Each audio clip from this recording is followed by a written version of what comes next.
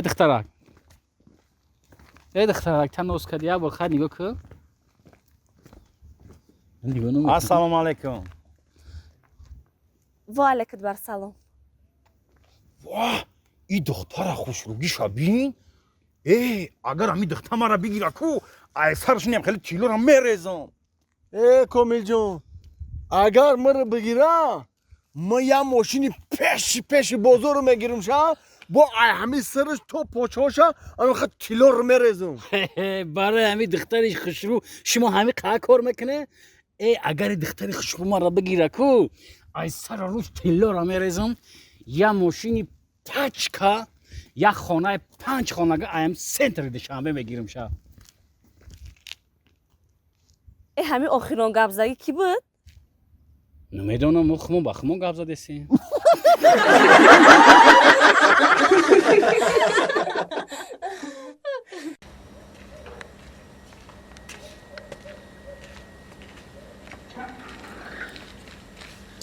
السلام علیکم. سلام علیکم. سوزه کاشرالی.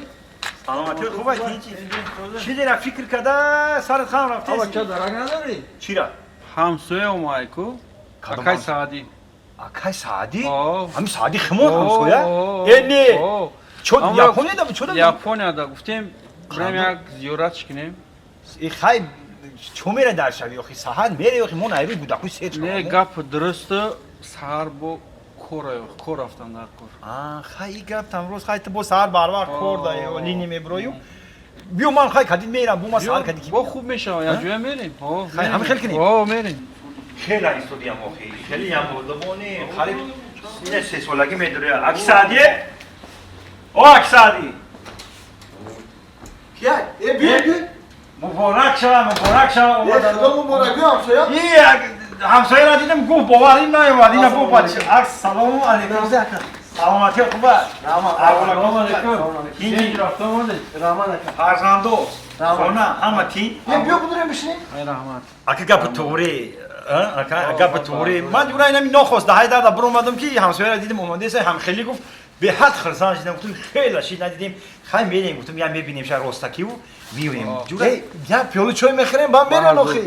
های جان همین یاد دیدگمون یاد دولت را باور که موی شهر داخل ترقام نمیتیم یاد زمان که با هزو میشینه خونه تا میشینه بعد یگون جای چیز یاپونیا چه خبره همسایه نپرس رئیس بابا نپرس باور که این شهر بدای در حقیقتا شهری کلون هر یک خونه ساختگی بلندیش میگی سپوتنیک زندگی میکنی باور میکنی باشید شهر تمام این شهر گشتم نکی شهر خسرو بدای خسرو خیلی استادی نکختم دوینیم سال دا بچه ای دوینیم سال مالادیس جورم اوترا که وقت نمیگیریم و انا دیگه هم خیلی بگو یاپونیا باور که همسایه جان همین خیلی گشتم این خرساندی این زیباگی رو بی نیکی همسایه جان رئیس بابا یک کارش ایادم نمیرویم چیو خودی میشه ما نفهمونم با نشان بتون مالش زنه؟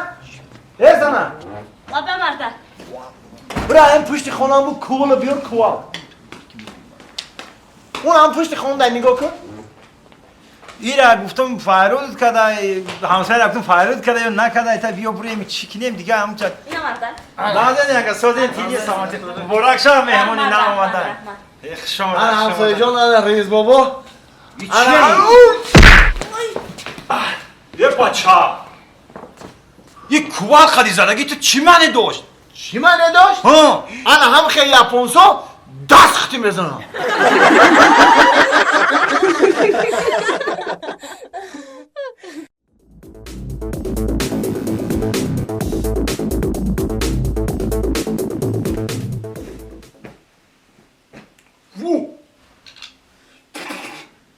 ای بچه در این نیست پیشو در خونی مو چی میکوی؟ خوب که سهر با میفهمی من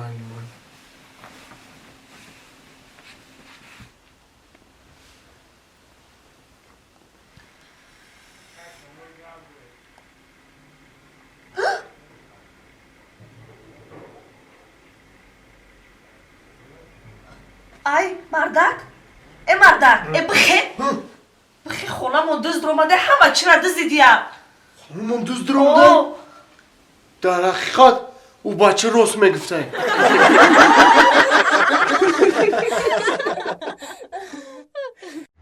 کومی؟ یا کومی؟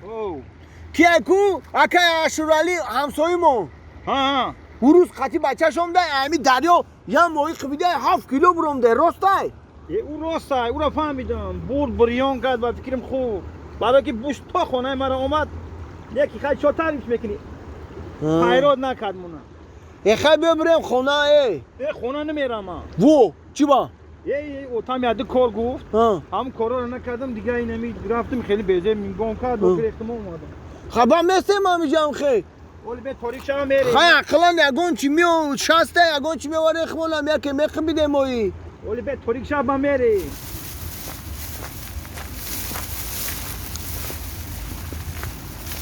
هی بچه ها اینجا بیاین مو زیادی وو بسته بس لما افا جان لبای السلام سلام همین روز مرا فوتیا کردن ایامو بالا ایامو قشلاق تا همجا را کن تقسیم کردن اومدم مبارک شو افا جان رحمت مرم ادامی در کاری بوده مرا میگرفت یعنی با همون خاطر گفتیم اتای قندتون بودم شما داناتون نشینید این خیلی باشه هر روز شو کنی نه رحمت افا جان سلامت باشین سلامت باشین رحمت ای قندی زور بده یا یک کومی جون این قندی فوچ که این میدونی هم قیمت های نه اوه هولی بستکده ما یک کار میکنم چکو میکنی؟ هولی به تماشا کده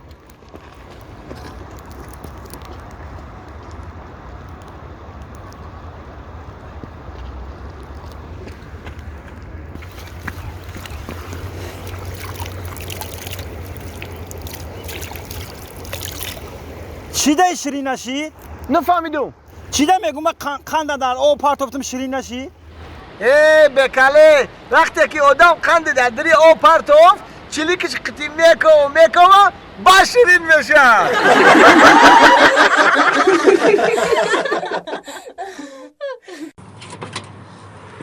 بیا زنه جان من اینجا آشخانی زور بوده اینجا لاک شده گه نه؟ بیا بشه ایترا بشه من کستم برو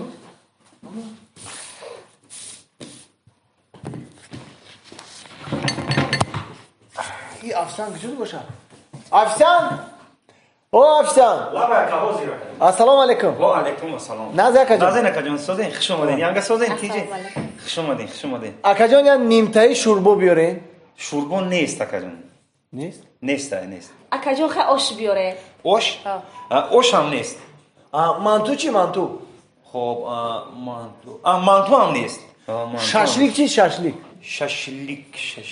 شاشلیک هم تموش دیگه شاشلیک هم نیست چوی چی یا چوی بیارین چوی بخوریم اوخی چوی چوی مونم تموش دیگه چوی نیست چوی نیست هیچ خیلی آشخانه که هیچی ندارین خیلی میریم زنه جان اکا کاستوم مرا بیار ما میریم نفهمیدم چی را کاستوما اکا جان کاستوم هم نیست